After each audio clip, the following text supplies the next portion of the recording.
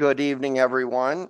Welcome to the Thursday, September 12th, 2024, a regular board meeting of the Acton Agua Dulce Unified School District Board of Trustees. We will call this meeting to order at 6:30 p.m. Roll call, please. Macer. Jesus here. Brianna Texoni here. Falls Graph here. Mr. Mascon is not here this evening. I will move in the agenda for the regular board meeting of September 12th, 2024. I'll second.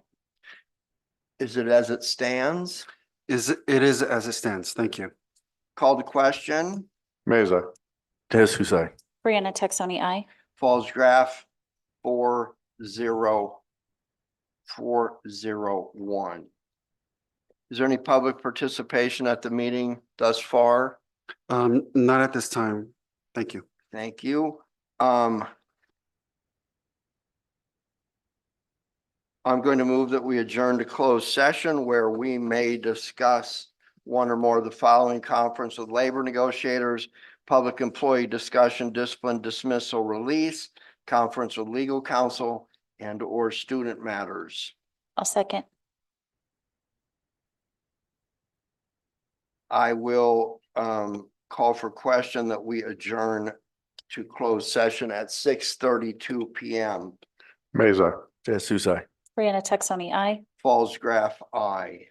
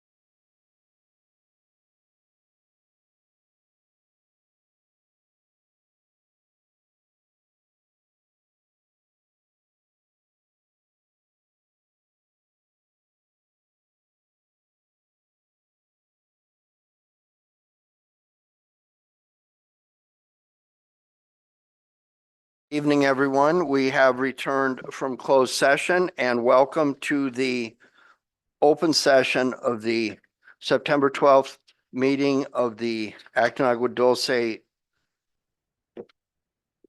School District Board of Trustees. We will reconvene the meeting at 7:32 PM.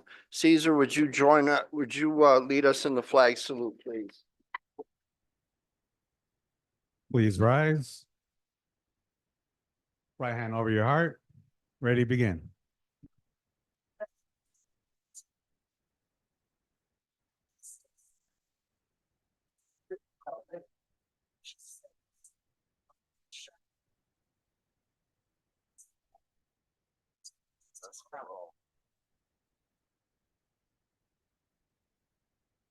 Vice President Mascon cannot be with us tonight. We have a quorum.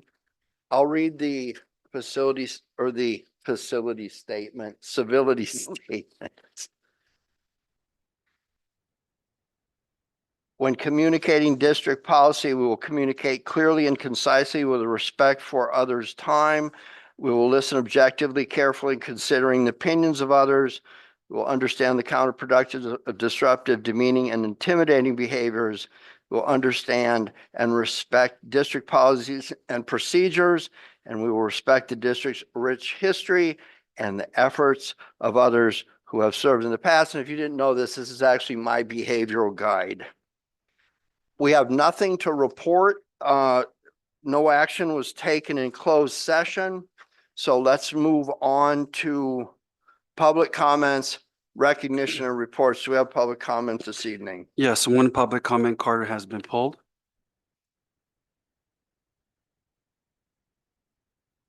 Corinne Bailey, is that correct? Please come forward, state your name for the record.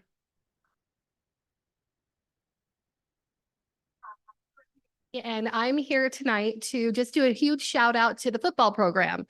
I am new to the high school and my son decided to play football and I did not get to sleep in. So but now I've gotten to see how the program has grown, the community that they've developed there, and these boys they're accountable. They are coming together as a family. It was awesome to see them go out and do a beach day and practice on the beach, and like bystanders are just stopping and watching and enjoying these kids have a great time. And since this program has started and school has started, we've added like almost 20 new boys to the team because they're seeing what's going on with these kids and they're super excited about it. So I just wanted to shout out, I'm a big cheerleader for this district. I love that it's a community thing. I'm trying to get spirit back into our schools. And I think the football team is starting there, and actually all the sports teams. I was rocking High Desert because the volleyball girls today out in Mojave, and our white team won, and my daughter's on that team. But you guys got great athletic, what are they? The people that coordinate everything, and they're bringing in great coaches. And I'm just excited about this football program and just all athletics. And last thing, Bunko, Friday night, it's going to be off the hook and everyone should come. Thank you. Thank you very much.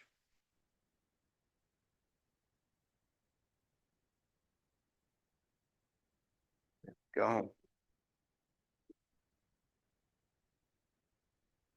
Tab 7, correspondence, proposals, and reports. Adarab.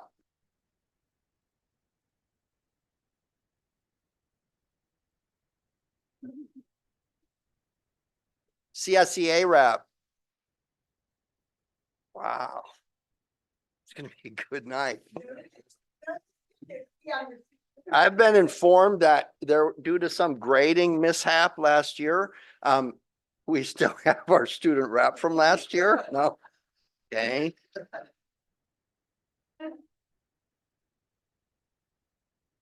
Superintendent report. Yes, sir. Thank you. So I'm going to veer off a little bit from what I traditionally do in terms of providing an update and tying it to the superintendent's report and the strategic plan. But as we had listed on future agenda items, I'm happy to go ahead and present to our trustees, to our district community, a quarterly update of the strategic plan. Tonight, I want to focus in on goal number 1, student achievement. Thank you, Caesar, for helping me out there. Goal number 1 of the plan itself indicates improving student academic, behavioral, and social emotional success for all students in order to graduate from our schools ready to be independently productive and purposeful leaders in college, career, and life. As we know, the goals are tied to the LCAP as well, because there are metrics in the LCAP. And without creating new metrics and action items, we are combining the two as it should be. So goal number 1 ties nicely into LCAP goal number 1 and goal number 4 for the LCAP.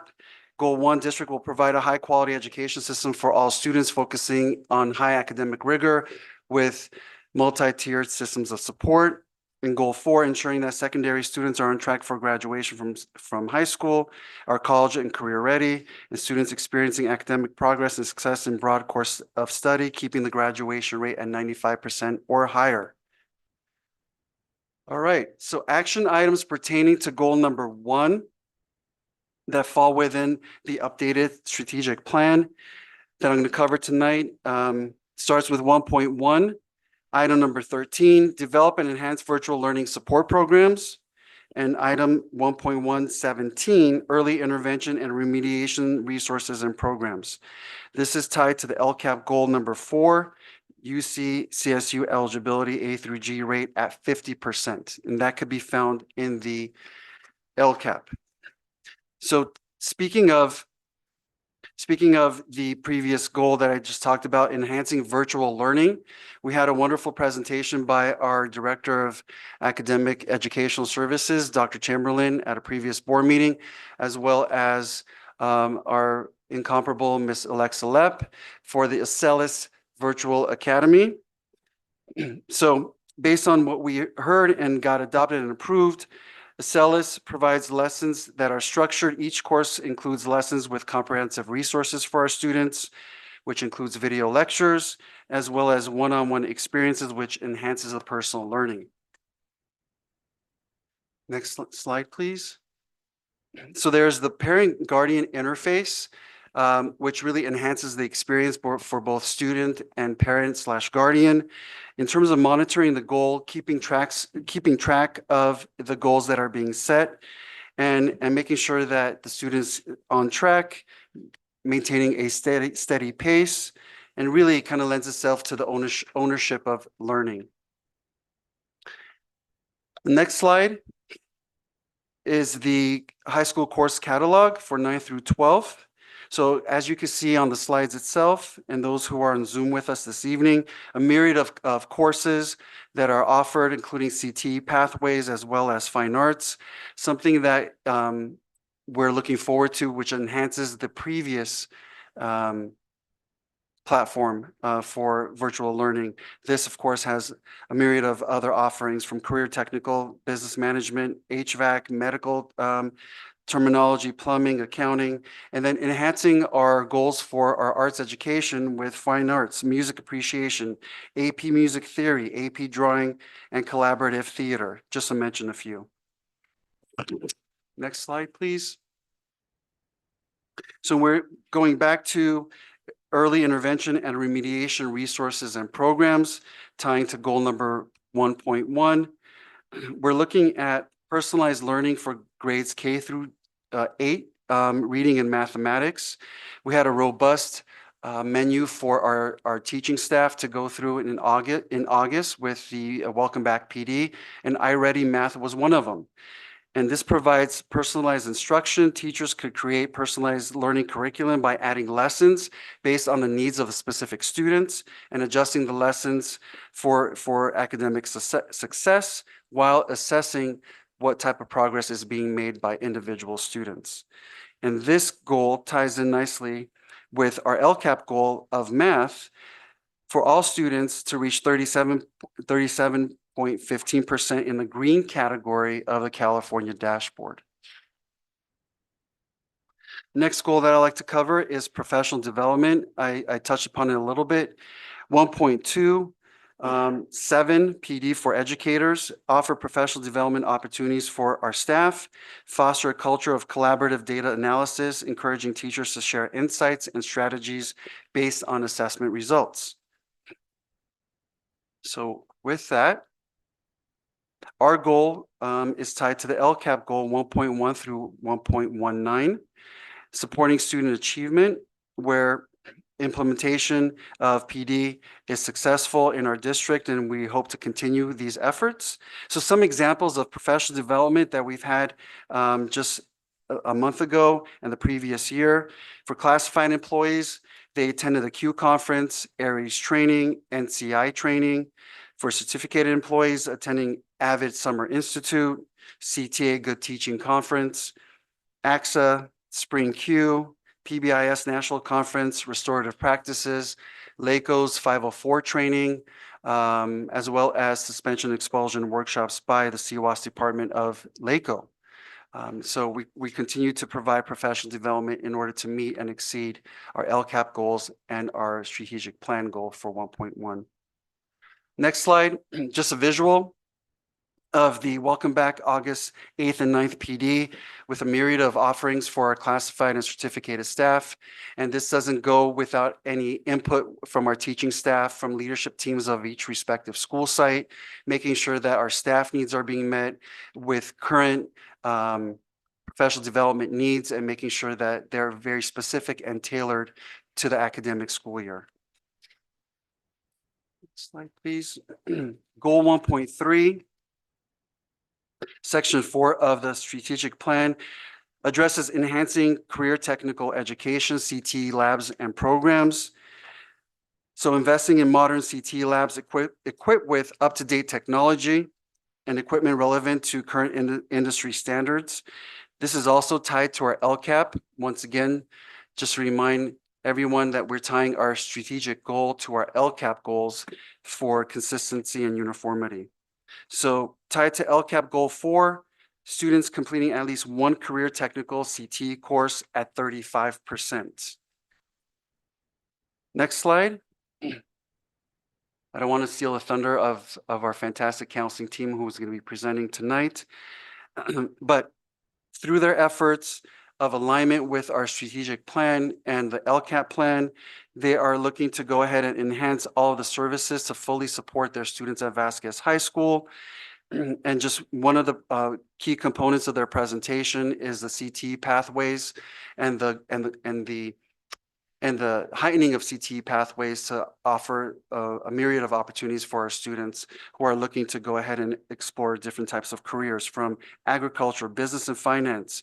This is our second year of building and construction trades, information and computer communication technology, and health, science, and medical terminology. Next slide, please. 1.4 of the strategic plan is what I want to highlight as well. Section 1, promoting STEM and STEAM programs. Science, technology, engineering, and math. STEAM has the A for arts. So curriculum integration, integrating STEM, STEAM concepts into curriculum across subjects is part of the goal, 1.4. And providing hands-on projects via STEM that encourage experimentation, creativity, and problem solving. This is tied to LCAP goal number 1. So example, there's a typo there, I apologize. So it ties in nicely to the goal for the CAST science, 10th grade percent proficient or advanced at 36% is the goal moving forward. And then for CASP Math, California dashboard, the goal is for all students to be at 37% roughly in the green section of the California dashboard. Okay, moving forward, some examples of how we're looking to meet and exceed these goals. So at Meadowlark Makerspace, so we're working on the utilization of Makerspace Lab at Meadowlark. So we are looking to recalibrate Makerspace and to get full utilization of the lab. So we're looking to go ahead and incorporate our arts teacher who was newly hired to assign days and times at the lab at Meadowlark to help support STEAM instruction. In addition, Dr. Chamberlain's team is working on lesson plans for the Meadowlark teachers to heighten Makerspace usage. So again, a process of collaboration. At High Desert, for quite a few years now, we have the full implementation of the Paxton Patterson College and Career Ready Lab. It is a program that leads to exposure to a broad range of career clusters with a focused pathway of STEAM. And at the high school at Vasquez, Project Lead the Way, students develop and apply in-demand transportable skills by exploring real-world challenges through pathways in computer science, engineering, and of course, biomedical science. And that leads to my last slide. So, as we mentioned in the past, it is a staple on the board agendas for future agenda items to maintain the quarterly updates of our strategic plan tied to the LCAP, so we keep our community informed. With that, that concludes my report. Thank you. Thank you.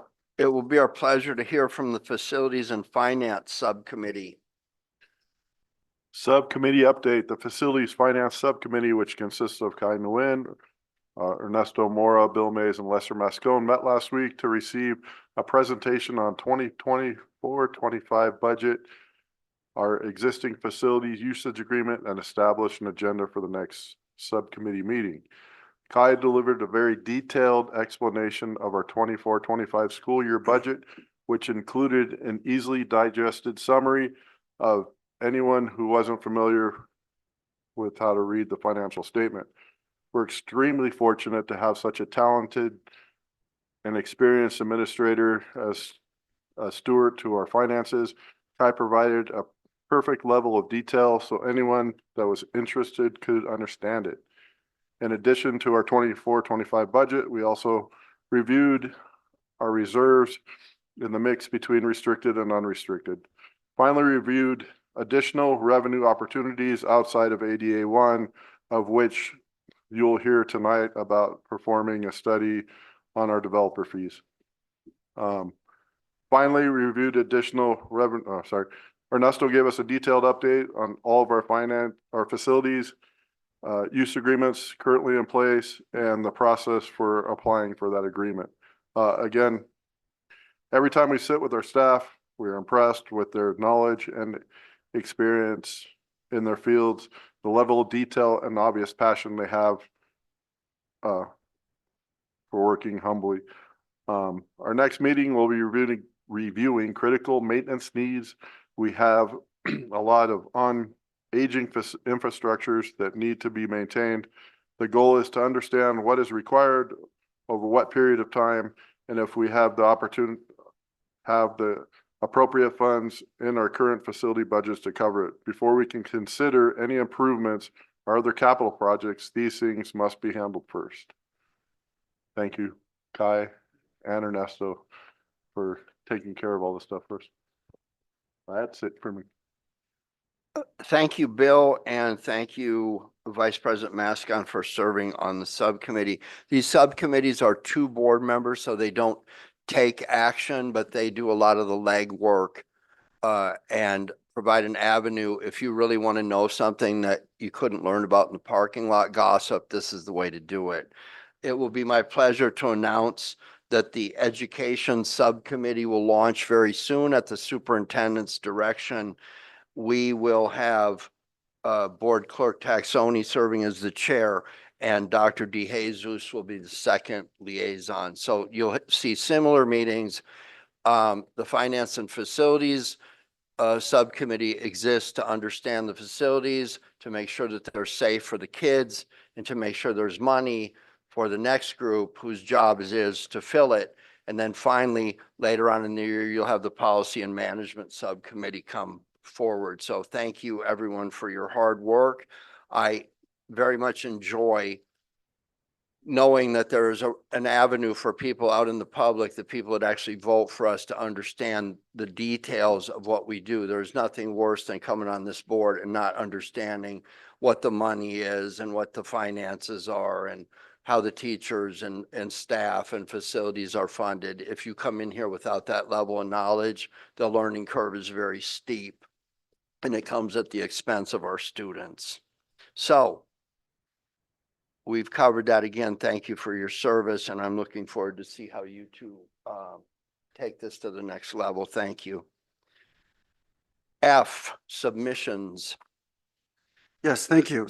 At our August 22nd board meeting, we had a submission from the Assurance Academy Charter for their renewal petition. On September 26th, we'll have the public hearing from Assurance to our trustees. Thank you. Board members, be ready with your questions. Consent agenda. I'm gonna make a motion to move in the approval of the consent agenda items 8B through 8E, which is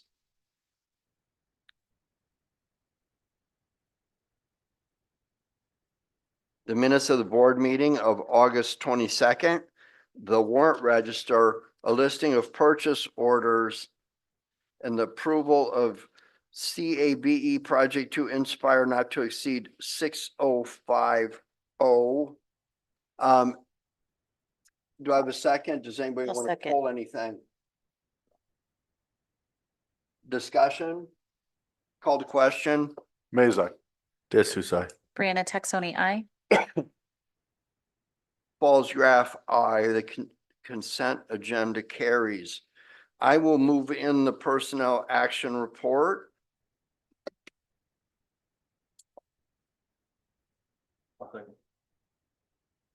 Thank you.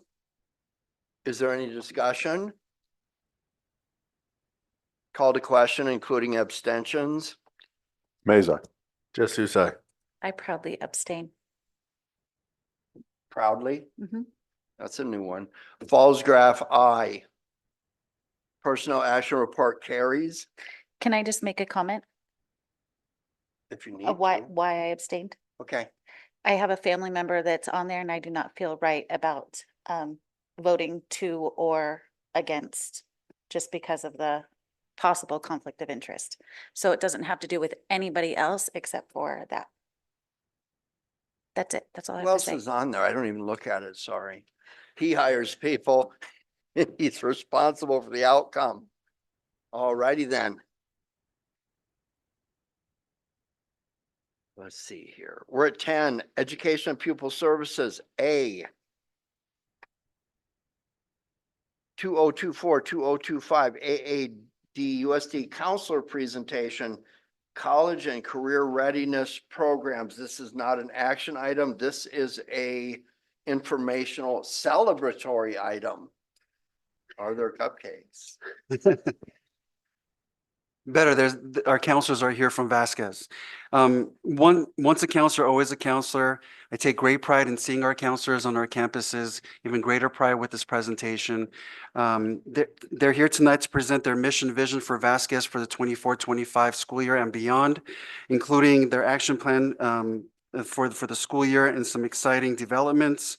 And so with that, I'm going to invite up Ms. Salcedo as well as Ms. Quesada. Thank you. Look at you guys in your matching shoes. Do we need a matching shoe subcommittee? The answer is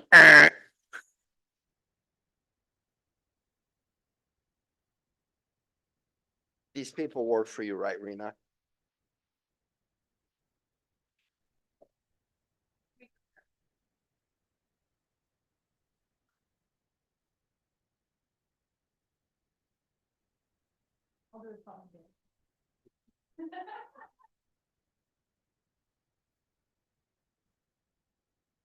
Actually, their shoes do not match. I'll give a treatise on that later.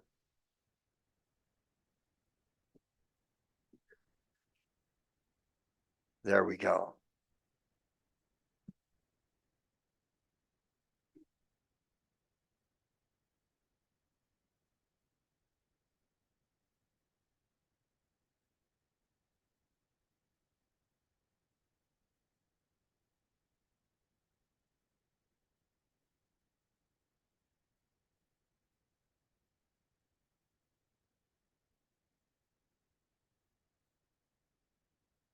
Any day now. Who sang that? Ronnie Millsap?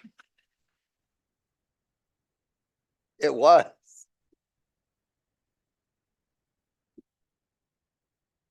That's old.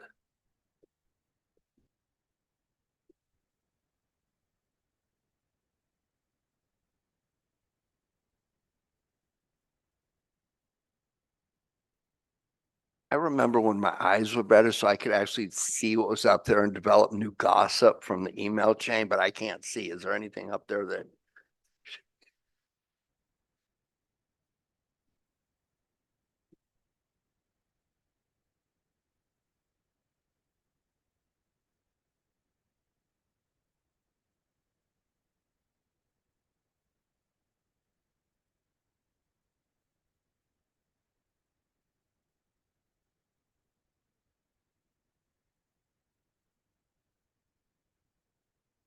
Item 11, while we're looking ahead, why are we paying $90,000 for people to elope?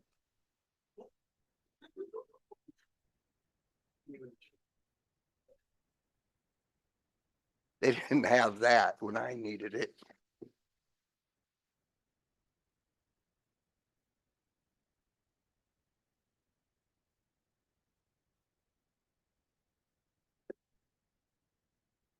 Okay, so we just want to give a brief summary of some of the things that we've been working on over the last couple months and what our focus is for this school year. Appreciate Dr. Sahakian kind of teeing it up for us on his report. We've been working closely with both Dr. Sahakian and Dr. Chamberlain and both Caesar and Alex in IT to kind of address some of the issues that we have found recently as we've been looking at the LCAP and CalPADS data regarding our college and career indicators. So some of the things that we're going to focus on is not only our mission and vision for our department and how we're moving forward, the college and career indicator data and some of the areas there, how there's some misalignment with our ARIES data that's being reported out to CalPADS and for our LCAP and how that's making us look a little bit lower than what we should be at. What we've been working on as far as expanding our CTE programs and pathways, and then just our overall goals and action plans in improving in those areas. One of the things we also want to highlight is with some of the grants that Dr. Sahakian has been working on. Not only have we expanded in the areas of mental health with our social workers, but we have also been able to get a third counselor at High Desert full-time, so we can also have 2 full-time counselors at Vasquez. Zuli Quezada has joined our team at High Desert. No, they are not related. Apparently, you just need the last name Quezada to be an amazing counselor. So, okay, so our mission and vision are pretty wordy and they're up there. It's kind of a breakdown of the different areas we cover. But our main goal as a department is to provide a comprehensive counseling program to all students and to help them reach their academic and career goals moving forward. so the main thing that we found looking at our CalPADS and LPAC data is there was a misalignment on what's being reported through ARIES. So in previous decades of when codes were put in, not all of the information was put in correctly. So both IT and the department has been working with our district office on what areas within our system need to be addressed in order to make sure that that data is being fixed. So that's going to be addressing both priority 4 and priority 5 of our LCAP. So right now, level for college and career indicator of students being prepared is 43.9. Right now, our school site is showing 13.2, which is completely inaccurate if you look at the data by hand. But that is what is being reported out to CalPADS and impacting our CCI indicator.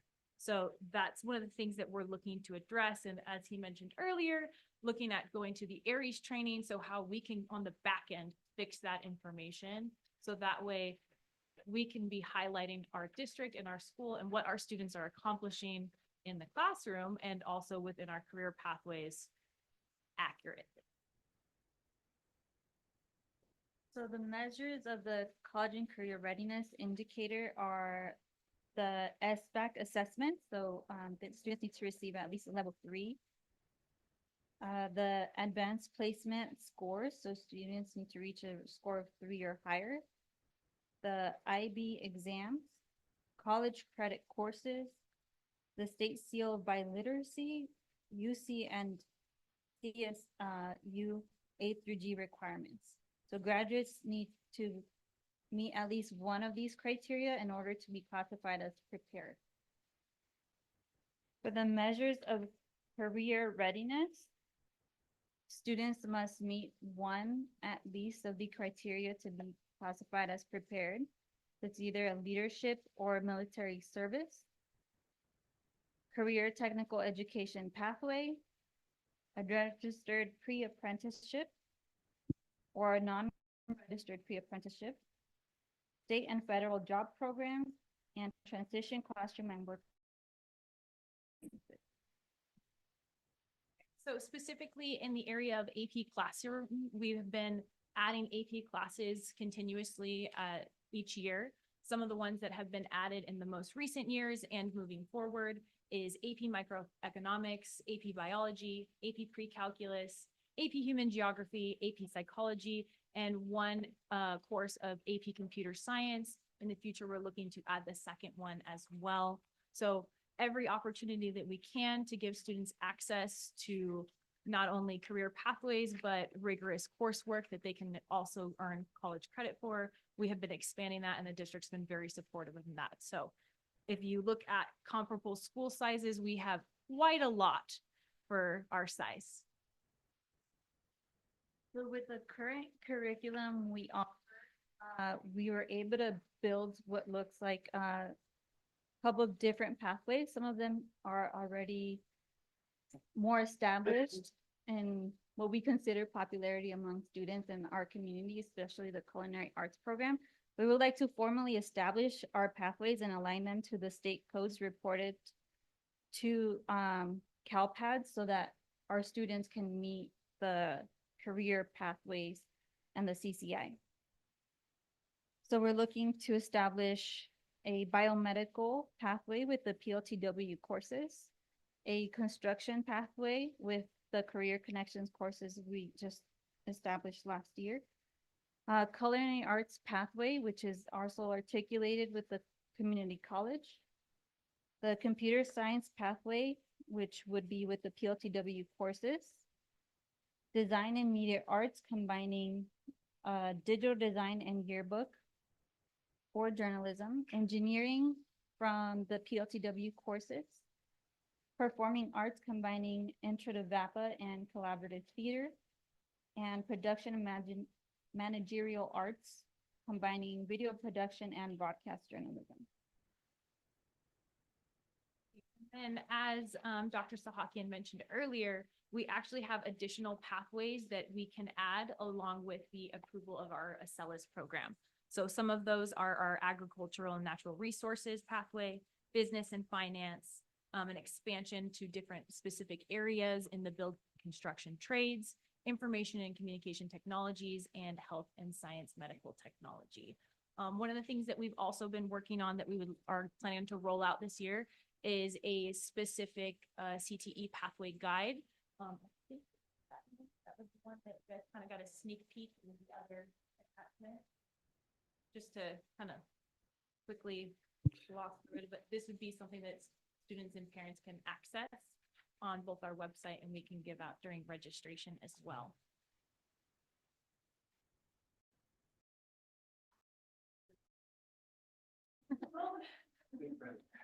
So this establishes what the course requirements would be in order to meet one of the CTE pathways. So if we just quickly glance through it, it has a table of contents because we want you to be able to access the information quickly, but it gives you a description of the course and the requirements needed to meet the specific pathway. Completion of the pathways would end with a capstone project where our vision is that students are able to take what they have been learning in the classroom and share with others the skills that they gained by completing the required coursework. Invite other students from lower grades to complete the pathways. how they can use the skills in their future desired career path, what the job outlook is in the field, including possible positions, job pay, and job duties, how they will further their education or skills and what's required of them, which local community colleges and or universities offer pathways and programs such as certificates, AA or AS programs, and local university availability, and some of the top career options available. One of the other things that we'd like to highlight students who are successful in this is our annual Night of the Stars event. We would like to also acknowledge anyone that's completed a CTE pathway with a graduation stole that indicates their pathway that they completed with their graduation.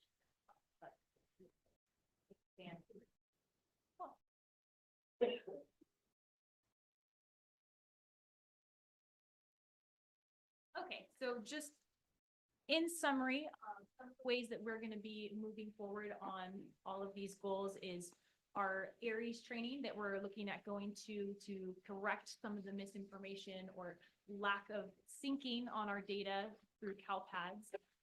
We are in the process with our counseling team of looking to apply for ramp status for our counseling department, which indicates that our department is fully servicing all areas of school counseling.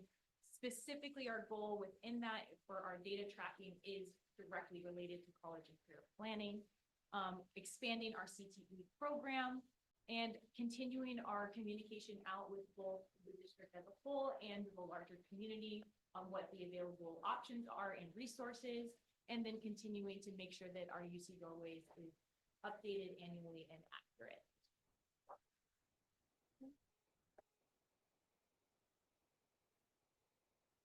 Board members. Thank you for the presentation. And thank you for adding all these things to our schools and for our kids, especially the construction one. That's my heart. And it's something that's desperately needed right now is people in the trades. There's not enough and we need to get more. So thank you. Thank you. Very nice presentation. I have a few questions. Going back to the 13%, the readiness, the college readiness. I know you mentioned that it was due to some data entry errors. Have you found the reasonable number that's the more accurate number based on your estimates? Is that significant or is that just? Without the inclusion of the CTE pathways, we're actually more around 30%. With the inclusion of adding the fact that a lot of our students take college credit, that hasn't been factored in. The AP courses, the AP test results haven't been factored in, and also the coding of the CTE pathways. I think we are well above what the state average is because we have multiple areas of the indicator that are not being tracked. Okay. Another question, the CTE pathways, I think they're great. How do we select those career pathways? Is it just a bunch of people just gathered around and say, hey, these are going to be the great career paths? Or is it a survey gone out to the citizens here and saying, hey, what would you like to learn? Or what kind of pathways would you want? How do we select what type of programs are offered? That covers multiple areas. So not only is it for Dr. Sahakian and our Pupil Services Office with partnering with different programs, but we also provide that information to the district based on our individual meetings with students. So every single year, we sit down with every single student, go over their academic plan, what are their post-secondary plans, what are their majors and careers that they plan to do after high school. We gather that data and provide it to the district on a regular basis so they have that information as well, so that hopefully we can continue to offer programs that our students are also interested in. Outstanding. Another question for you. That's my last one. Actually, I have two more questions. One, is there college credit for the pathways programs at all? So if they are articulated, so specifically our culinary department, which is I would say our most vested one, that one does have an articulation agreement with Mission College. So they're allowed to skip ahead certain classes at that college for their program. Are we working on building more connections with the local universities and colleges? Okay. And last question, is there a resume building type of course within these pathways so they can take out what they've learned in these skill sets and how to apply them on a resume for when they leave? There's some kind of resume building application? Yeah, so that's an ambiance program that has been kind of slowed down since COVID, and we're revamping it back up. There's been some updates that I'm for as well. That's something that's also being built into our English classes. I know multiple English departments, our 11th and 12th grade actually use that as an assignment during the school year, is resume building. Thank you so much. First, thank you for being here. Thank you for taking the time out of your evening to come here and educate us. And thank you for the time that you put into the presentation on top of all of the time that you put into our students and our school. I know you guys work extremely hard. You already know, you both know I'm a big fan. So just thank you for all that you do all the time. Seeing all of the CTE pathways, like, we sit up here and we know that there's this pathway and that pathway, but seeing them all together like that is so impressive. I do work at a school that has about the same amount of students. We have slightly less, but we have about the same amount of students, and we have 4 pathways at our school. And then the other schools in the district, they don't have 7. How many was that? 8? 7 or 8, 9, 12 pathways? It was a lot. Schools that are in my district that have 3,000 students do not have that many pathways on their site. Students, they're available, but they have to leave and drive to another high school in order to participate in a different pathway. That having them all on our site in our small little town at our small little school with teachers that care about them and know them by name and know their mom and know their brother and know their after school sports schedules. You don't find this anywhere. So I'm continually in awe of what you guys do and what's going on at our school sites. So just huge thank you, and it doesn't go unnoticed. You guys are awesome. Okay. I'm seeing, I don't give direction to subcommittees, but I'm seeing some obvious agenda items showing up here. First question I have is, knowing we don't have a ton of teachers. So tell me what this looks like when you have an AP class and you've got some kids on that track, but you got the kids that aren't on the AP track. What does that look like in a classroom where there's equity, where don't continually be the dumb kid or the kid in the principal's office? What does this look like?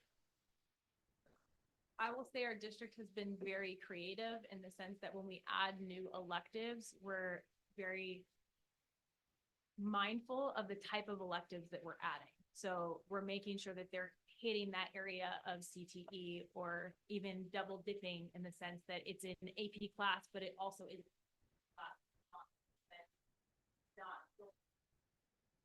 welcoming all. So we're trying to make sure that they're available to everyone. Obviously, if you're getting higher level ones, it could be a little bit more difficult.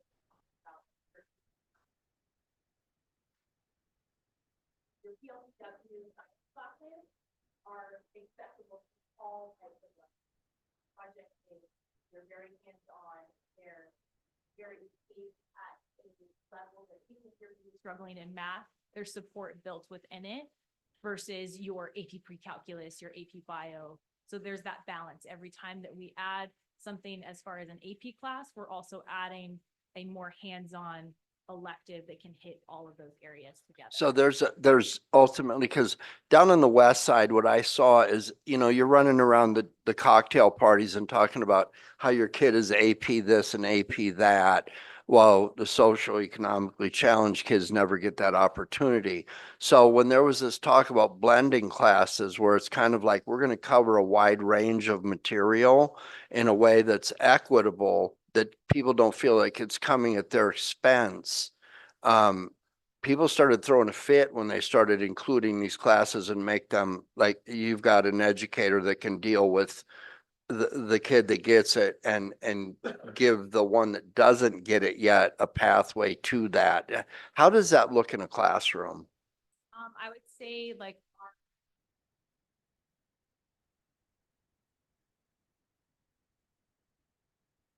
what you're mentioning of kind of that introduction to multiple different areas. Ms. Owens is our teacher for that. She's very inclusive to all types of learners. We have a very blended class, if we want to use that term, where it's accessible to any level of learner. Tammy's in that class She as is. well as another one.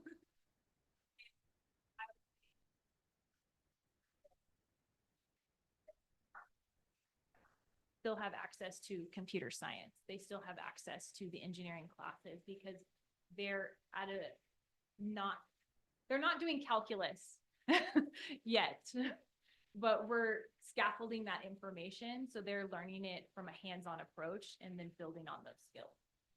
Here's a problem I see in the workplace, because I'm old and old men hire people, right? And you have to impress the old man, even though the technology is 40 years newer than what we can understand. I see a lot of endless summer kids where it's like, my career pathway has been to lay on mom's couch. And then one day I wake up and it's like, wait a minute, I need to get a job. I don't know what the job is. Or I've been going to college for 4 years. And now all of a sudden I show up in the workplace, no more prepared to go to work in the workplace than the day I did when I walked in the door of the college. How do you take this stuff and make it to where somebody actually has a skill to be useful to me in my office the day they start? If you can figure that out, let me know. Because yeah, you can spend 4 years in college, but if you're not functional in the workplace on the first day and walk in and say, I'm respectful, but I'm ready to go to work in this, this, and this, and you expect to be the never ending, be mentored for the rest of your life, I think that's a problem in employment at a higher level. That's something that we want to address with our capstone project for our CTE pathway. So as Ms. Quezada was mentioning earlier, one of the things that we want them to do at the end is be able to not only demonstrate that what they've done in the classroom and in that pathway, but also share that information out in almost like a business. So maybe having them share at the High Desert Career Day or have a career fair where we can invite students not only from high school, but the lower levels as well, to be able to have that opportunity to share out what they're doing in a more presentation business format so they can build on those skills as well.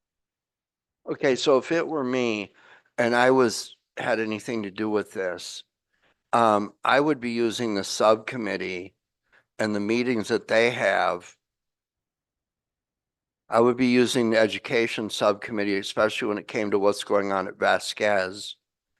I would be using the subcommittee and knowing that they have public meetings to take the opportunity to tell a parent that's in attendance or watching this, all aside of all these terms and whatever it is you're doing here, what does this look like in the classroom? What does this look like day to day? How does it balance with the basic education stuff? And what can you tell your kid to say, hey, follow this path, it's going to get you there? So a simple presentation that parents would like get it and want this, and rather than having it be something that meets an LCAP thing that no one understands. I think if you talk to other staff members who have dealt with the other subcommittee, you'll find that this is a vehicle to get a message directly to the public that sometimes we fail to do up here. So, I know what y'all can do. I've been watching it for a really long time, and this is just, you have an opportunity now to get the word out there where the kids have to come in and want to do this. You can preach at them all day long, but unless their parents get it and say, hey, okay, this gets you off my couch, I think they'll all buy in. Thank you for your presentation. Do we need to loop around again anymore? We good? Thanks, guys. Thank you again.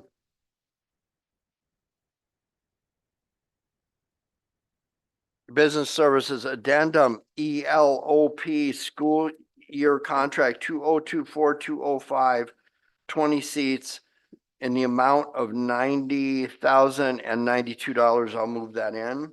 I'll second. Thank you. With the addition of 20 additional seats that were at the Sunny Days program that was requested to fill, we are asking for approval of the addendum to the originally approved contract. to their program for 24-25.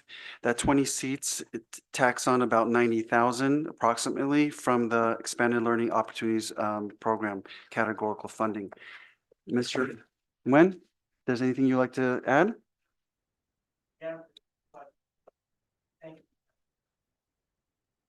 Board members? Call to question. Maza, Susan. Brianna Texoni, I. Falls Graph, aye. Item B. Let me make sure I'm in the right place. Item B, I will move in a tennis court. Second.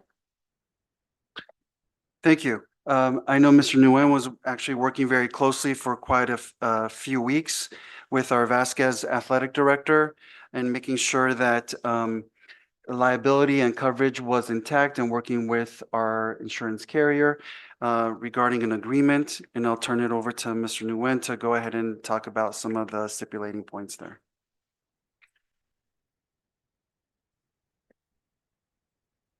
So we worked with our legal firm as well as Keenan Associates to come up with a tennis court agreement. And the district takes responsibility if anything was to happen. Obviously, if there's any defect at the premise, at the residential property, then that would be their responsibility.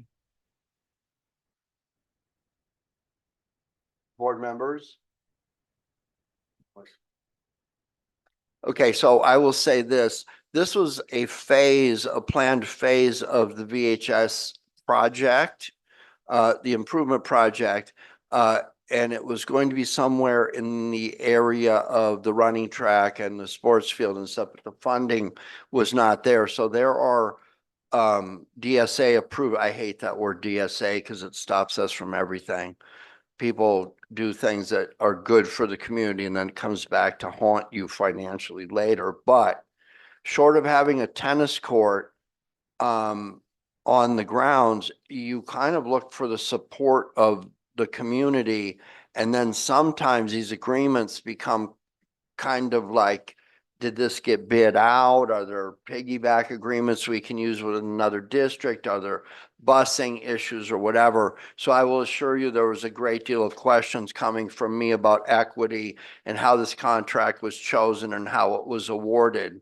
That's a nuanced way of saying I asked a lot of questions about exactly how this property was chosen.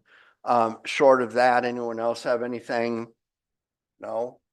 Call to question. Maza, Susan. Brianna Texoni, I. Falls Graph, aye. I will move in developer fee justification study. A second. Thank you. The objective of this study, if approved by our trustees this evening, is to see if the new residential development that's been in the works and the process will play a role and impact on our school facilities, and if that has to be reconstructed and reconfigured based on the possible impact down the road. Mr. Nguyen, anything that you'd like to add to the study? Currently, right now, per square footage is $4.08 in developer's fee. If the study is completed, then we would charge the new housing development or any modifications will go up to $5.17 per square footage. What was that number one more time? $5.17 per square footage. Okay. Board members? all right, so how are we coming up with this number that we're gonna charge the developer more because we're getting a study done? How are Yeah, they coming that's up with based that? on the latest study Yeah. from the think about that. Yeah.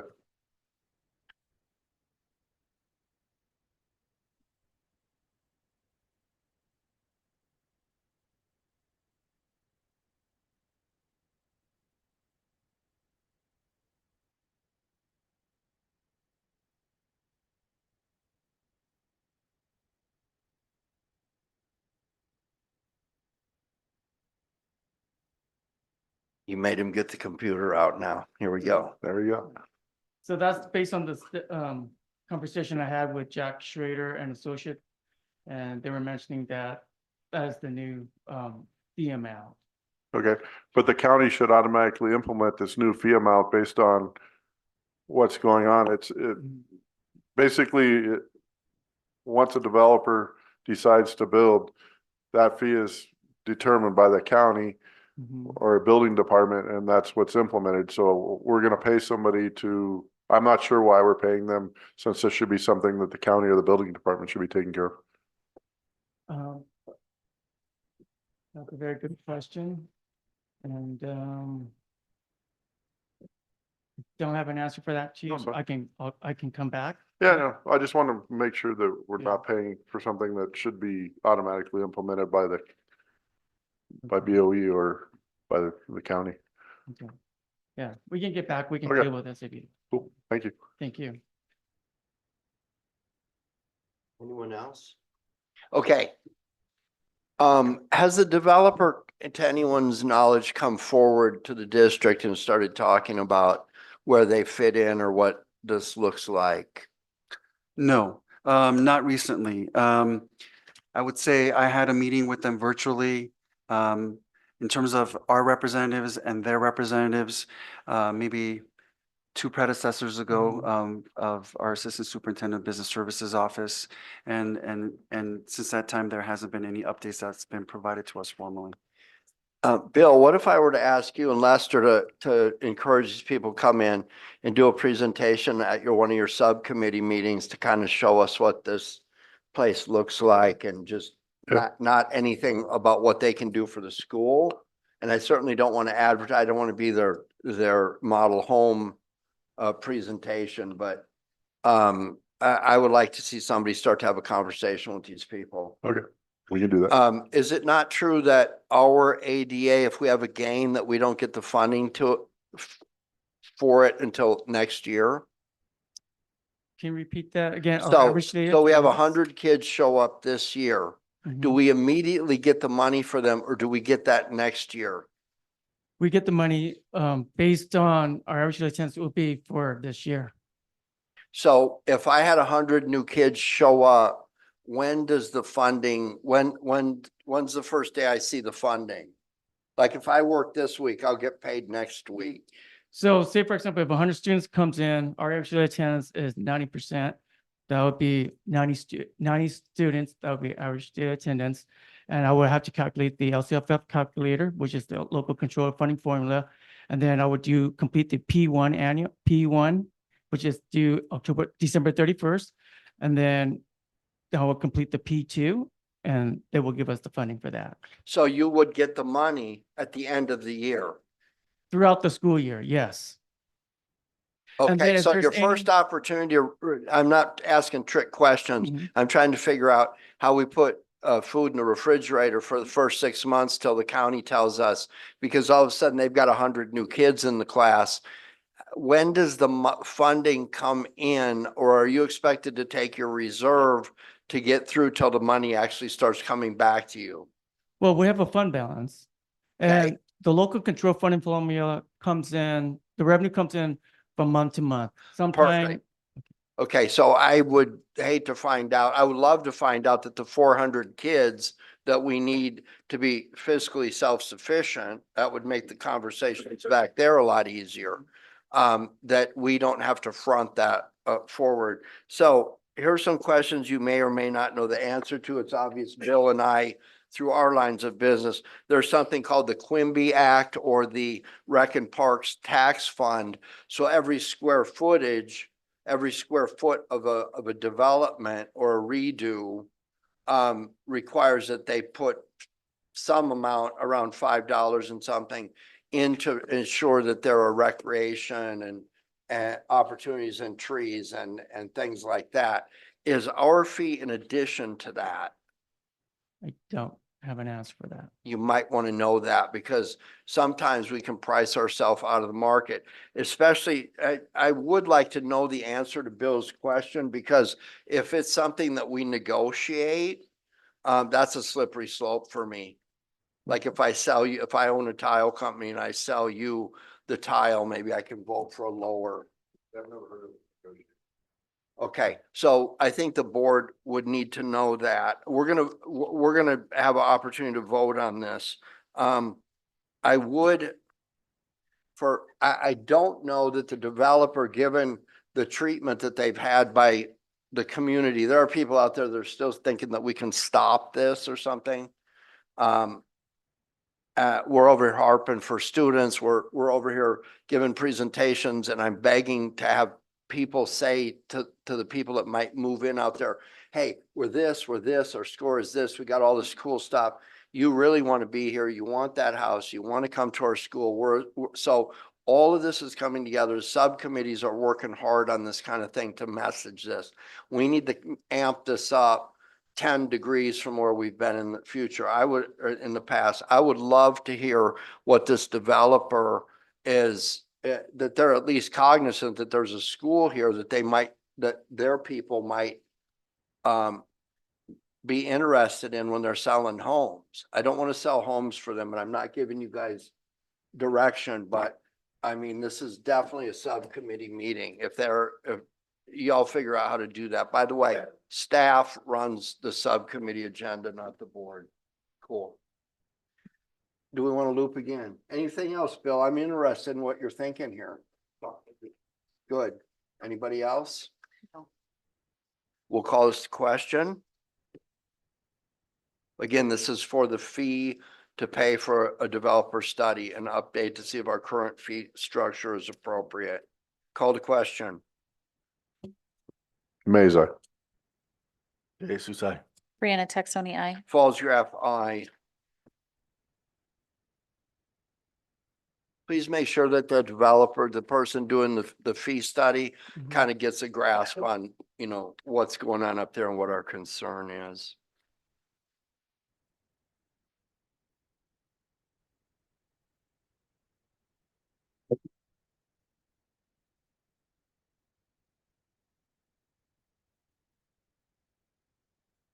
Moving on to item D, refresh cycle of Chromebooks district-wide. I'll move that in. Thank you. Before I pass it on to Kai, it's our IT department's recommendation, and we support their recommendation for the board to approve replenishment of Chromebooks to replace lost, damaged, maybe non-functional Chromebooks at this juncture for student use. Mr. Nguyen?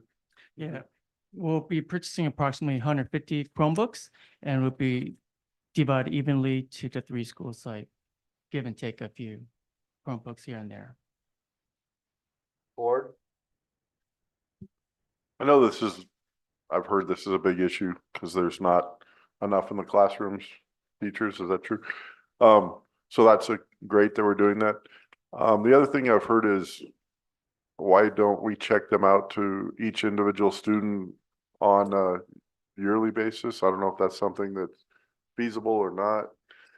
It has not been discussed yet, Okay. I understand, in terms of Chromebooks or Right. students are use the Chromebooks in the classroom, then they Okay. put them back in the Yeah, Chrome. in the cart. Chromebook holder, okay. That was just a question. All right, thank you.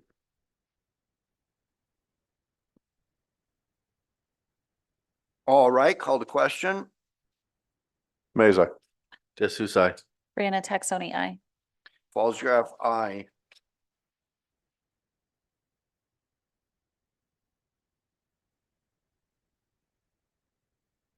Item E, I'll move in approval of the purchase of 2 vehicles for the transportation department.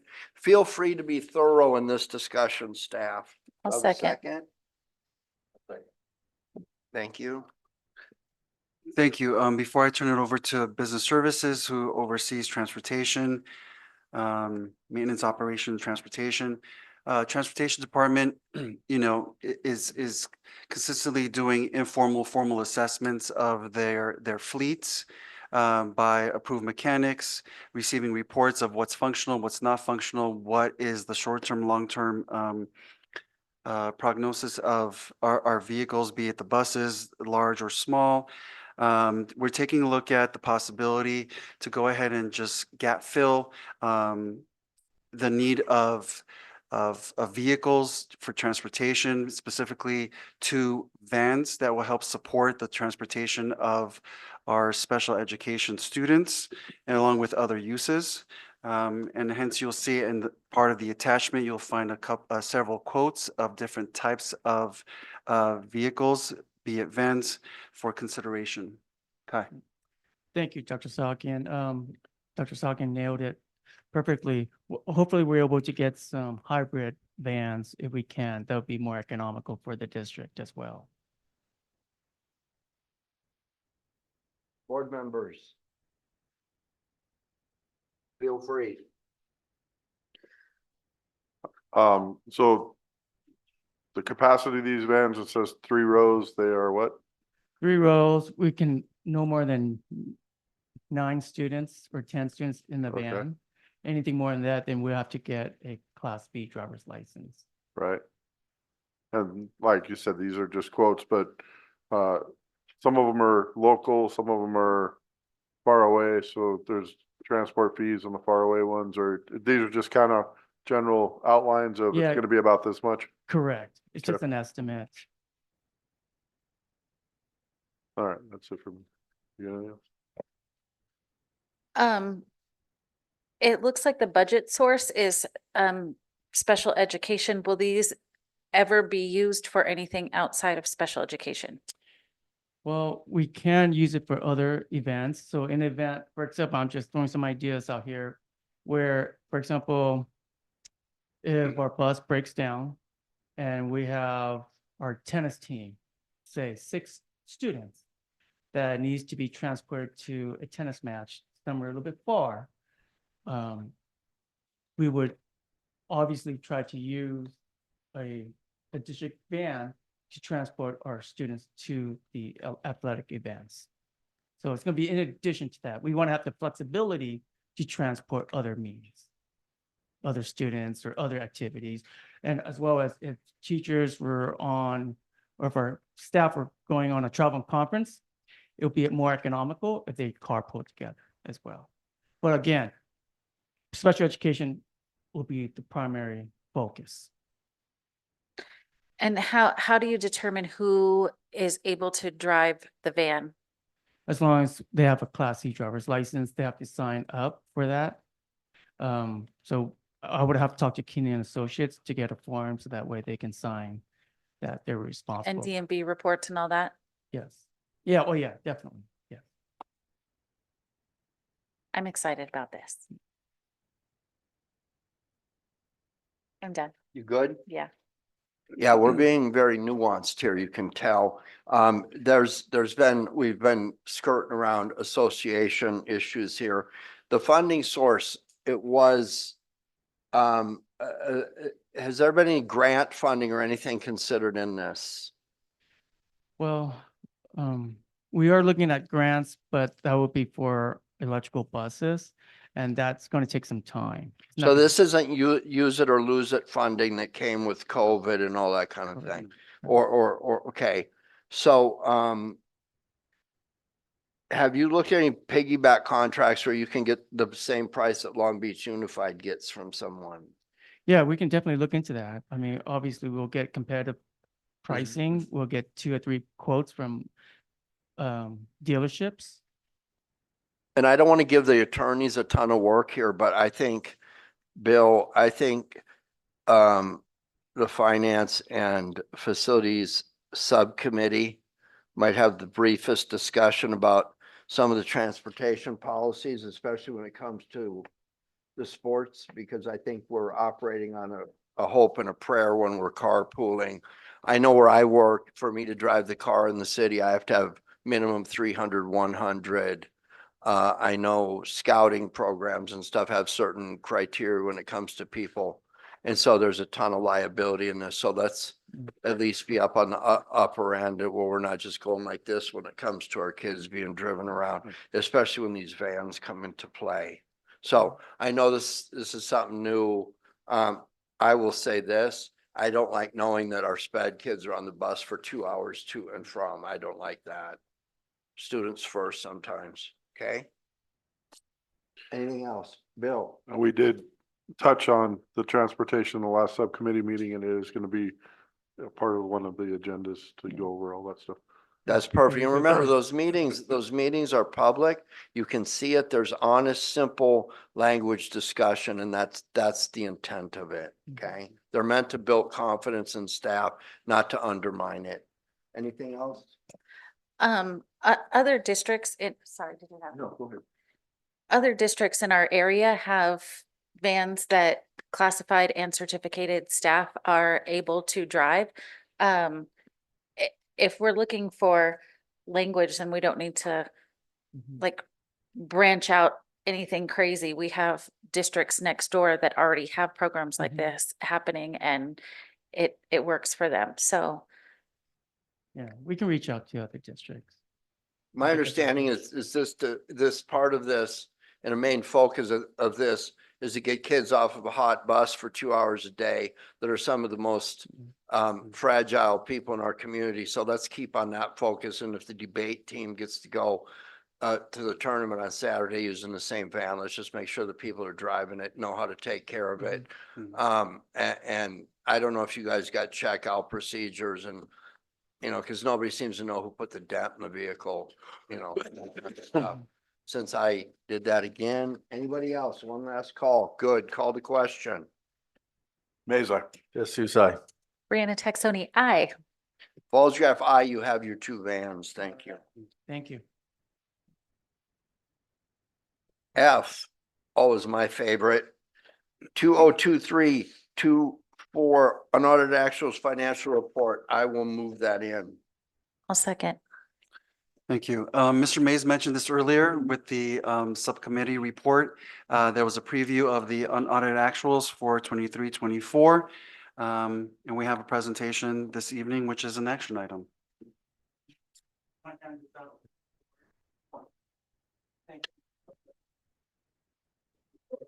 Well, good evening, board members, Dr. Salkin, members of the audience. Today, I'm going to present the 23-24 unaudited actual.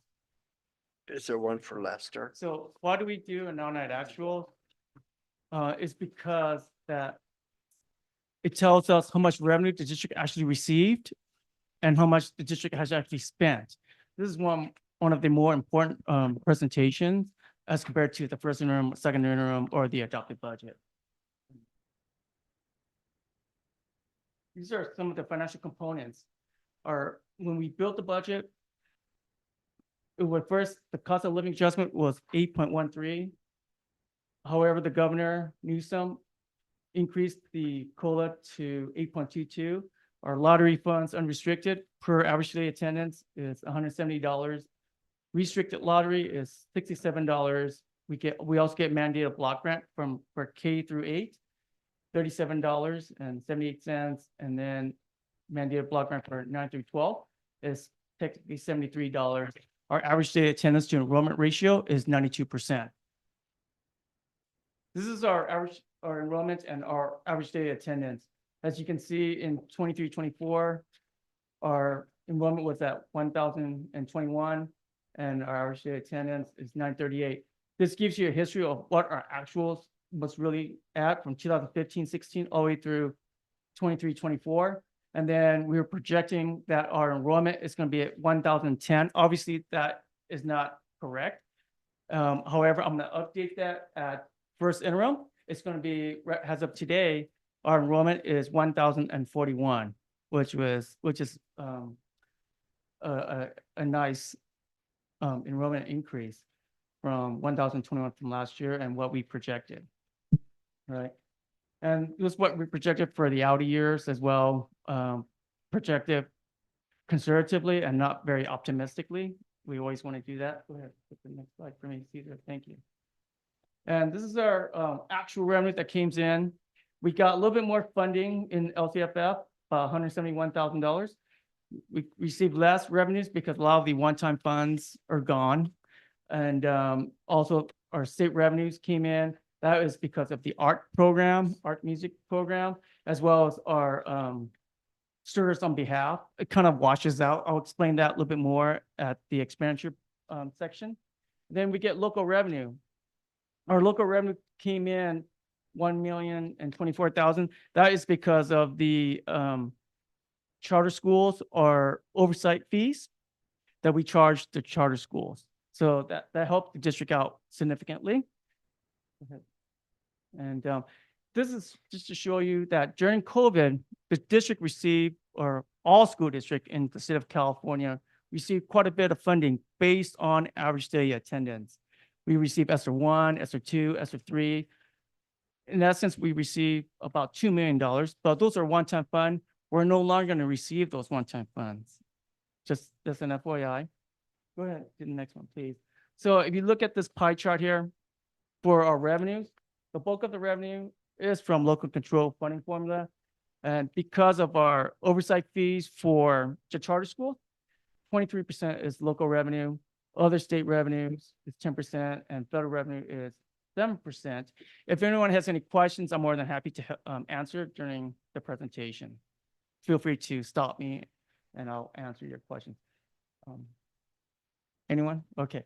So in terms of expenditures, we spent a little bit less for certificate salaries. Classified salaries, we spent a little bit more. Like I mentioned earlier, the stirs on behalf, it kind of washes out even though we got more state revenues, but our expenditures for benefits increased. And then books and supplies, we spent a little bit less, about $316,000. Professional services, less than $116,000. So in essence, we spent a little bit less, about $107,000.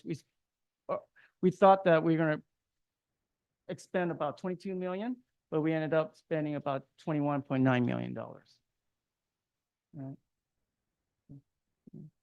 So if you look at this pie chart, 74% of our budget are personnel. You got certificate salaries at 34%, classified salaries at 18%, and employee benefits. That includes health and welfare benefits, PERS and STIRS rates, as well unemployment insurance, OPEB.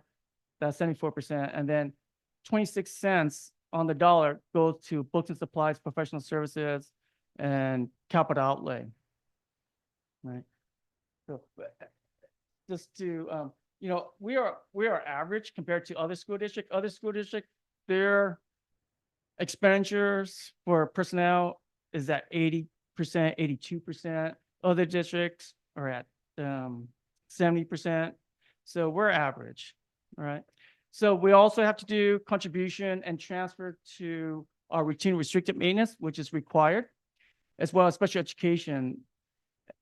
There was some expenditures to Fund 40, so we have to do a transfer to Fund 40, about $40,000. So in essence, we did transfer and contribution about $2.7 million. So if you look at our fund balance in the end, we start off our unrestricted funds at 10.6 million. Our restricted was 3 million. So in combination, we are at $13.67 million at beginning balance. We received $22.1 million in terms of revenues. Our expenditures were $21.9 million. Obviously, we have to do a contribution transfer from unrestricted to restricted, which is to routine restricted maintenance, as well as special education. And then we did a transfer to Fund 40. So the difference on that, the variance was $40,591. So we were able to garner $222,000. However, we have to return $168,000 to, and this is just not just our district, but every single district throughout the state of California had to return some funding to the emergency block grant. This is a one-time block grant that we received. We have to return about 14% of our revenue that came in. But the good thing is that we're able to garner about $58,000 or so. Our ending fund balance is $13.7 million. However, let's go deep dive a little bit more. If you look at this, we deficit spend on the unrestricted, but fortunately wasn't by much. But our restricted funds gained by $500,000. All right. Does anyone have any questions so far? Okay. So these are other funds here. We have Fund 13, which is the cafeteria fund. Fund 17, which is a reserve. It's not much. Our developer fee, which is Fund 25, there's $549,000 that we can definitely use to improve our school site if the school sites are growing, which we are, right? And then we got Fund 35. The Fund 51 stands at $1.1 million. It's really for our payment to the general obligation bond that we had a couple of years ago. That is for Vasquez High School. All right. Let's see the next one. So Mr. Mascon asked and Mr. Hayes asked about if we can look back the prior 3 years. And this is what it looks like. If you look at our revenues, it increases every single year. That is because of the cost of living adjustment that we receive from the state, as well as some of the one-time funds. If you look at 23-24, it's $22.1 million. If you look at 24-25, it went down because a lot of the one-time dollars are not available. Right.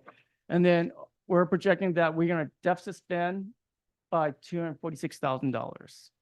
And that will be, as well as in the outer years, 58,000.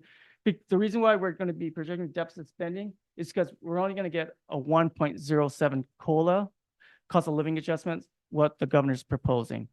We'll know more what the 25-26 will look like in January when the governor proposed the state of California's budget. All right. But these are all 25-26 and 26-27 are all projection. Again, we won't know more until the governor proposes the state of California's budget. Anyone has any questions? Okay. So this is our the reporting cycle. Where are we at? We're in September. I'm presenting the unaudited actuals to the governing board for your approval.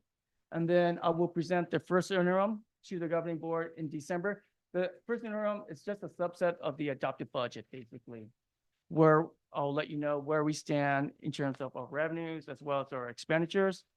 And then again, in January, we'll attend the governor's proposed budget for the state of California and how much it's going to be allocated for the state for K-12, actually K-14, because community colleges as well.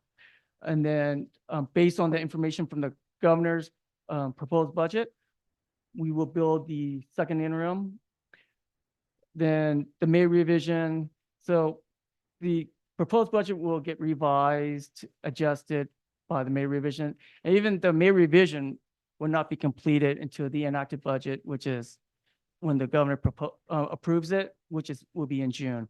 If we have a negative or qualified certification, obviously we're not at that point at all whatsoever, not even near or close, then we have to do a complete third interim report. So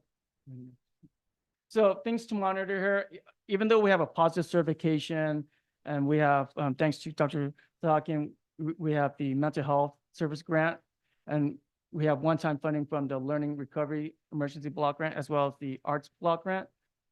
There's a lot of stuff underneath the surface, underneath the water, where we have a lot of facility issues that we need to address, the roof replacements, bus replacement, changing up the carpets in our classrooms, furnitures, shade structures, just to name a few. We have to monitor our average daily attendance and how much we have to contribute to special education, routine restricted maintenance, and also our unduplicate people percentage, which is our foster youth, English language learners, low income, and free reduced lunch students. And then, so the next step is that we're going to submit our unaudited actuals to LA County Office of Education. Thereafter, they're going to submit our unaudited actuals to the state for their final approval. And then our auditors will come out and audit the 23-24, and we will they'll come out in January to present to the governing board what the 23-24 look like. And I'll be presenting the first interim on or before December 15th. Right. Okay, board, I'd like to start, we've already heard the subcommittee report, but I'd like to start by asking Bill, since he's the representative that's here tonight, were you satisfied with the presentation of this during your subcommittee meeting? Yes.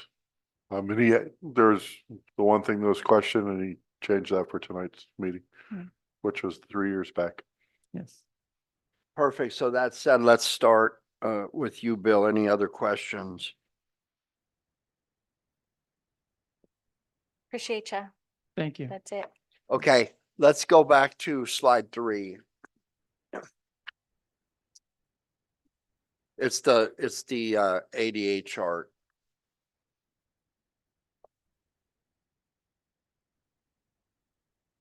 Okay, I joined the board on the first one, so that's how many budget cycles I've been through. At that time, there was $4 million worth of charter revenue. In the years before that, 3 years before that, the district was ready to go into negative certification at a few more students than that. And when you look at, I think it's 16, 17, you had some payback going to court over the charter stuff. Okay, so I want you to embed that in your head. We're looking at, let's go to the next slide. And then we're going to flip back and forth. The local revenues back then, that 4 million was all charter revenue, which was deemed illegal. So when we're talking about charter revenue, I'm going to talk about that a little bit right now. And you have no way of understanding what this is. And I think you come from districts that aren't really big on charters and using them as a funding source, as they should not be. But short of that $1 million that's being labeled as charter revenue, I think we should change that label immediately. By the way, that would be my recommendation. But this district has found a way to put $3 million on the table every year that's not related to charter. So let's go back to the ADA. When we're talking about the reserve, I think we're all smart enough to know that the major part of the reserve come from charter revenue. And charters had the ability, like the one, for the judge to order that we pay back $742,000 in one shot.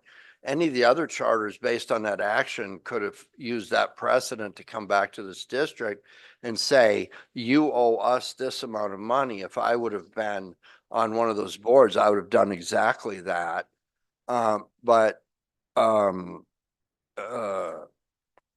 Statute of limitations is passed or whatever. I do want to point out that if we're going to operate at the level that we're operating now, I was on the board when I know what kind of classes we had. I know what we were doing. I know what our scores looked like. And we had no capacity. We had none of these things that we're talking about, that the counselors are talking about back then. But mysteriously, we actually have a few less students now than we did then. So when you're looking at what the district is really all about outside the financial realm, the programs that we had back then, I would challenge anyone to look at growth. Here's an education subcommittee assignment. Take a look at, in the last 5 or 10 years, what this district has done in terms of its educational offerings that actually put people to be productive taxpayers that don't live on their parents' couch. And you'll find out that the growth has been astounding, especially in the last 3 years programmatically. Let's go forward. Law says about charters that you may charge up to 1% or actual cost, whatever's less. So what I need the public to understand is the revenue that's coming off the charters is not revenue. It's more of we have certain people that are involved, and they do things like be the charter director. There's fees that go along with having lawyers and accountants look at every charter that we overlook. And this is a scary part.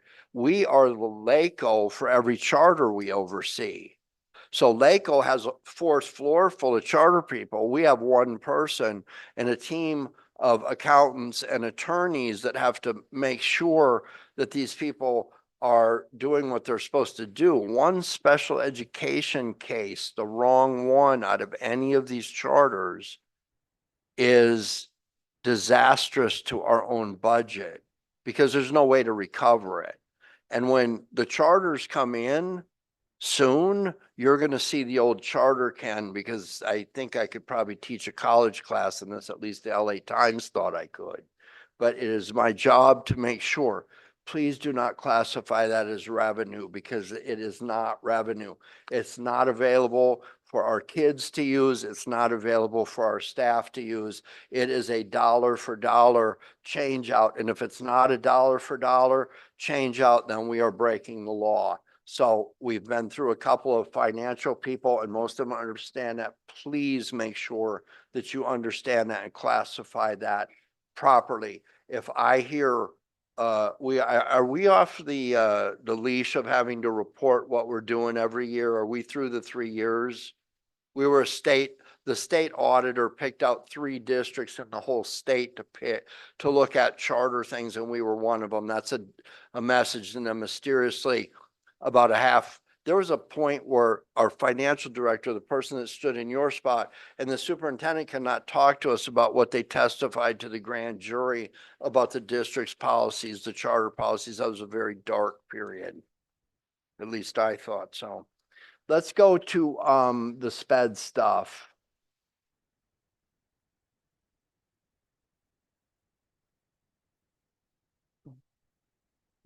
Bingo. So what you're telling me is that is an encroachment. That's a general fund encroachment. It reflects what additional resources are needed to run our sped program that is not covered by its funding source. This right here is, I have never known IDEA or Title I to be funded at more than 25% of the actual cost.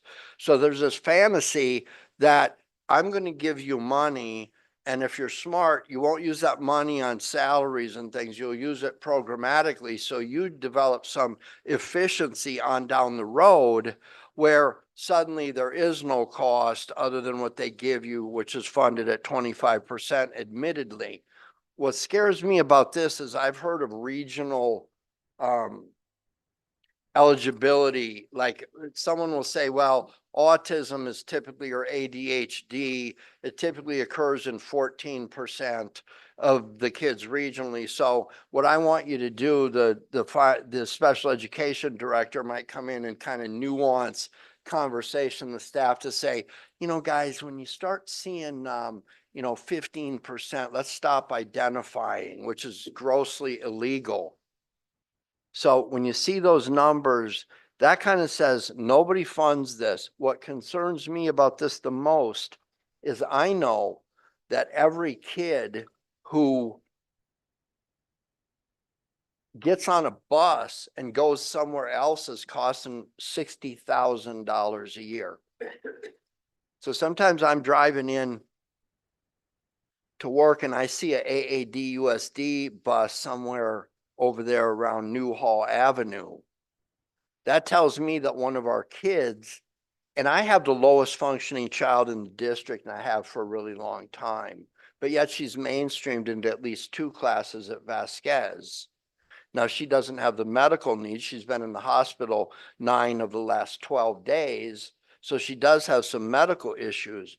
But when we say we have a life skills program at Vasquez, that's not a label for my daughter.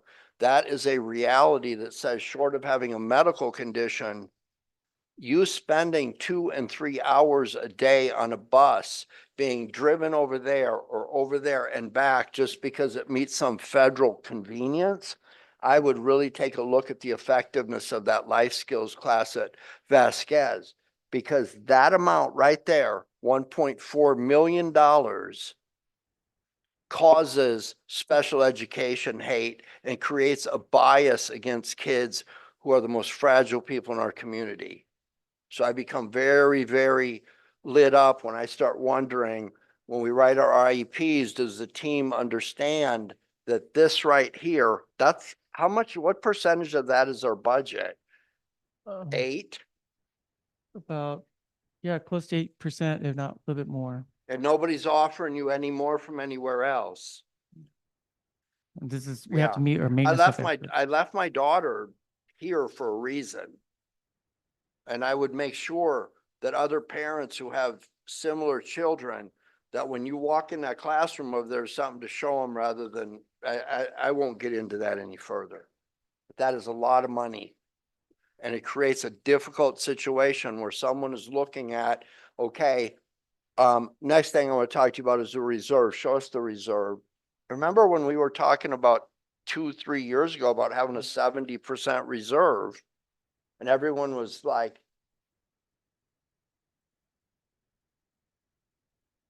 yeah, it's one of the end shows. Keep on. Going. Right there. Go ahead. Yes. So the reserves, you know, there were people talking about, oh, we got a 70% reserve. The district needs to share that with everybody. Then all of a sudden it dropped in 1 year to 30. Now what's your out year showing? I'm not sure that this is the right slide. Keep rolling. Thank you for your patience, gentlemen. Right there.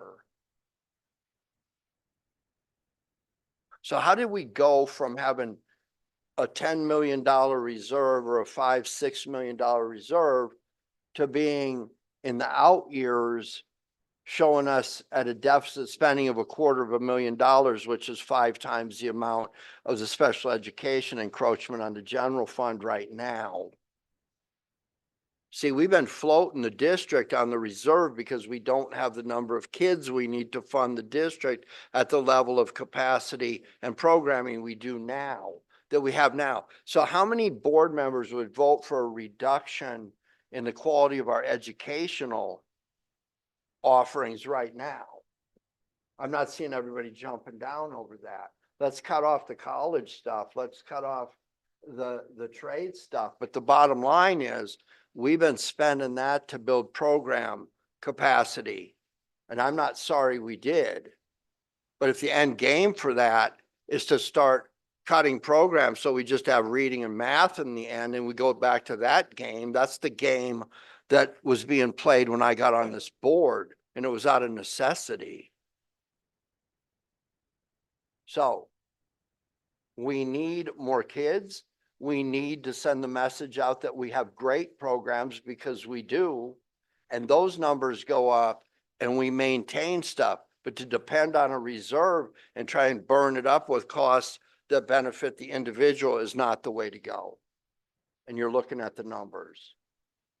Are those liaison or those subcommittee meetings, are they recorded for the public to refer to in the future? Yes, they are. So at some point, you may see me in difficult budget discussions. Remind people to look at this meeting tonight, listen to my comments. I'm trying to keep them politically correct. But a couple of years from now, we are at $250,000. Where are we going to maintain capacity? Go back to that iceberg thing. Thank you. Oh, that's a lot. Great. Okay, look at the lower list. That's what the Facilities and Finance Committee is looking at, trying to prioritize what's up. I have people come in here, stand at the microphone demanding this and demanding that, and I build this and that. This subcommittee exists to show people, look, here's the money. Here's what it is. And the way you're able to stand up there and interact at this level and just give me the numbers, you're showing me numbers in the red because they're deficit spending, and that's what it is. We may like that or not. Now, you will have some recommendations, but that is what the subcommittee exists for. The education subcommittee will exist solely for the purpose of educating students and maintaining the high quality of, and I can't pick 2 finer people than I picked for this one. So please work with them. But we have to get the student numbers up. And that's it. Okay? What else did I have? Yeah, one last thing. People forget. Public agencies do not exist to be profit centers. The law says you charge taxes that are equivalent to the actual cost. We don't charge 10% more. We are a nonprofit organization, and that makes it very difficult.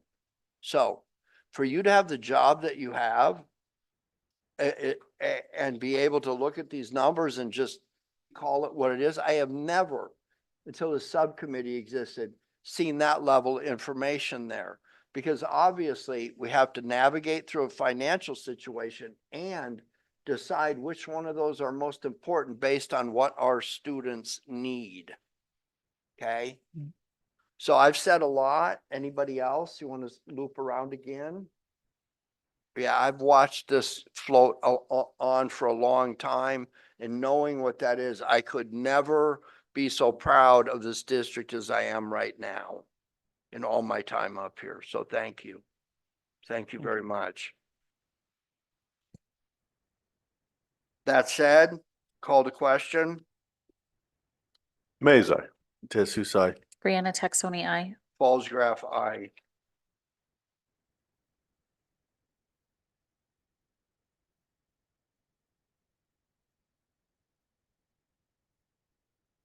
Are we at board member comments?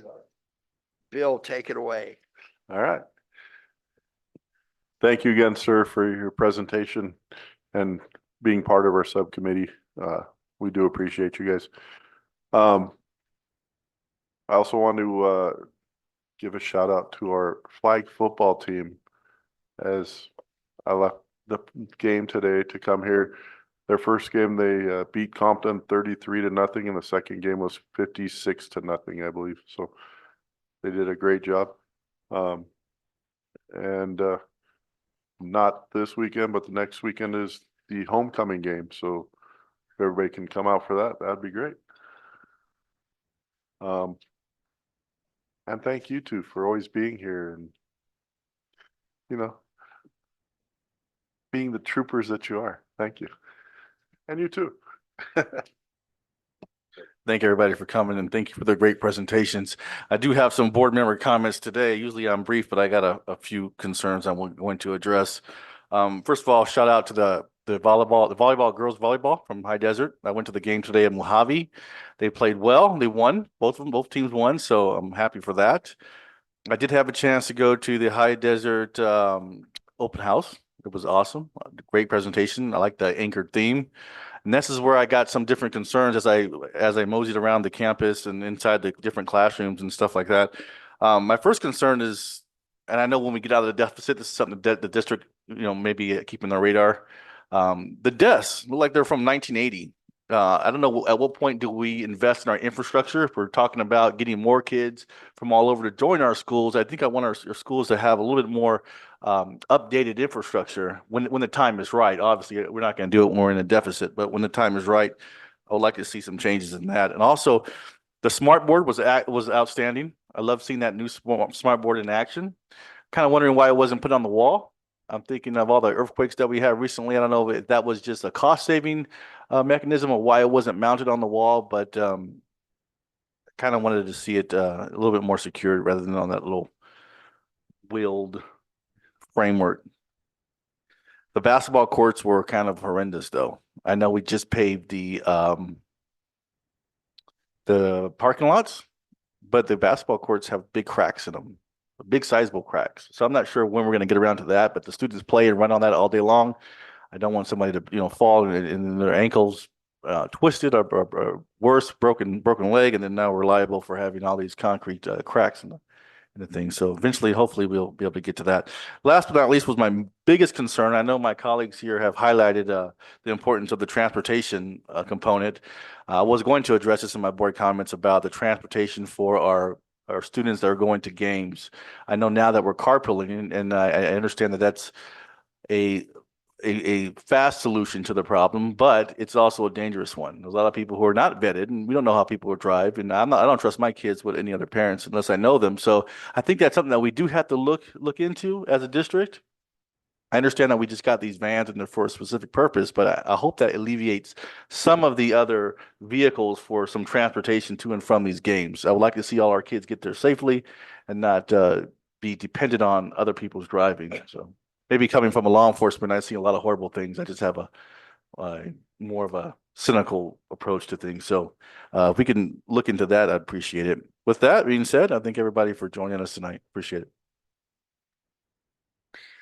I'll keep it super brief. I am excited about the education subcommittee, and I'm excited to serve on that. So I just wanted to thank, Ken for asking, asking me to do that. I think that's, going to be enlightening. So I think that'll be really cool. A lot of what we talk about is our, how many students are enrolled, our enrollment numbers. And when it comes down to money, it's not our enrollment numbers that we look at, it's butts and seats. So when we're looking at ADA and we have 1,010 kids, but only 909 are showing up, that's 100 kids that aren't being educated. They're missing out on valuable education minutes. And then when they miss out on valuable education minutes, we're missing out on the funding to educate those children. So I think that that's a huge impact to our numbers as far as testing, our funding, and educating the whole child. We need kids here on our campuses in order to educate them. So we have amazing things. We can talk about CTE, we can talk about our mental health, we can talk about SEL, all of these amazing things that we're doing. But if we're not reaching 100 kids a day, that's a lot. So I think we need to work on butts and seats.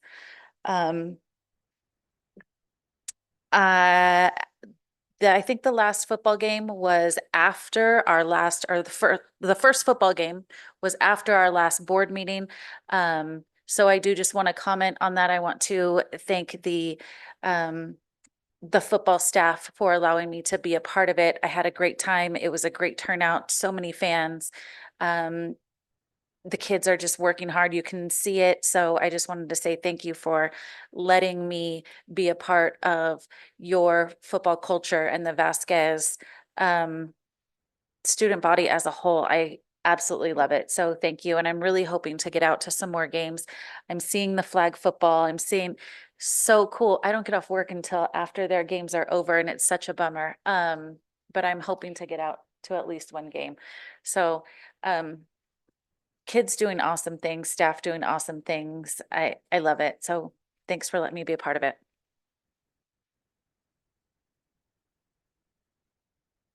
All right. Corinne Bailey, thank you for being here tonight and taking time and coming in here and telling us the good news. I like to hear good news from the community. Okay, it's Ken time. Let's talk about the emails you send me. I have one employee. It's this gentleman right here. I have a 20% stake in this gentleman right here. The other ones have 80%. I don't tell him what to do. I don't get into personnel. I don't give him direction. He will ask me about things that I may be able to give an opinion about. Believe me, if he did not have the competence to sit in that chair, he would not be here. Does everyone understand that? You all know me. Come on. I had a superintendent resign 10 minutes before I was sworn into the board. We all know what's going on here.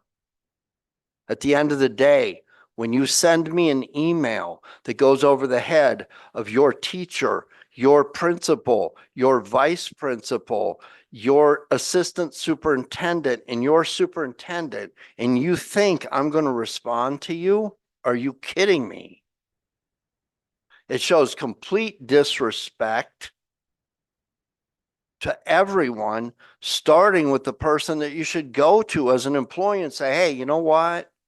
I don't understand what's going on here. I'm frustrated. I'm this, I'm that.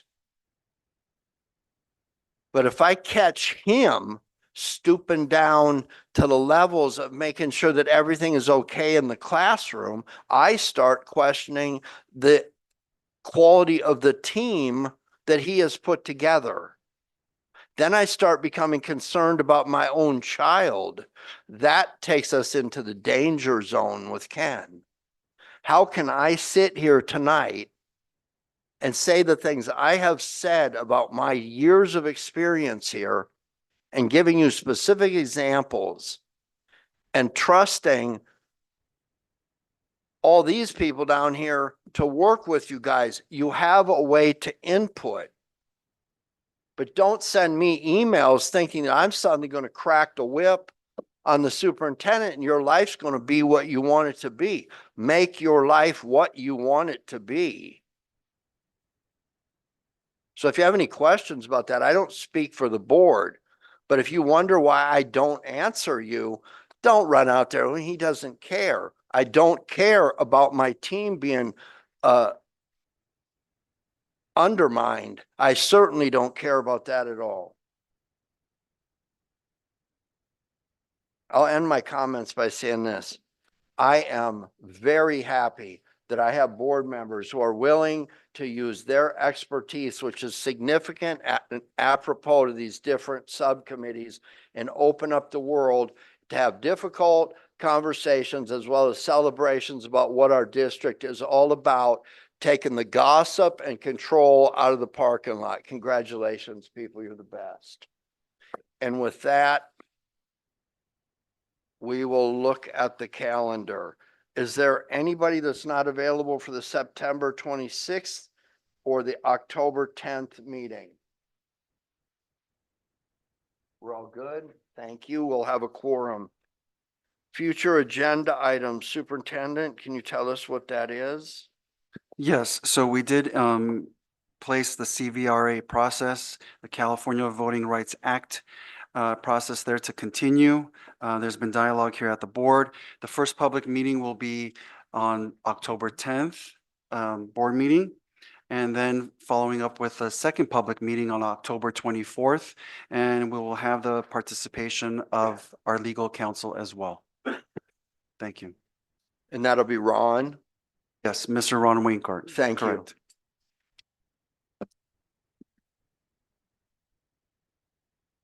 I am going to move for adjournment of this meeting at 9:24 p.m.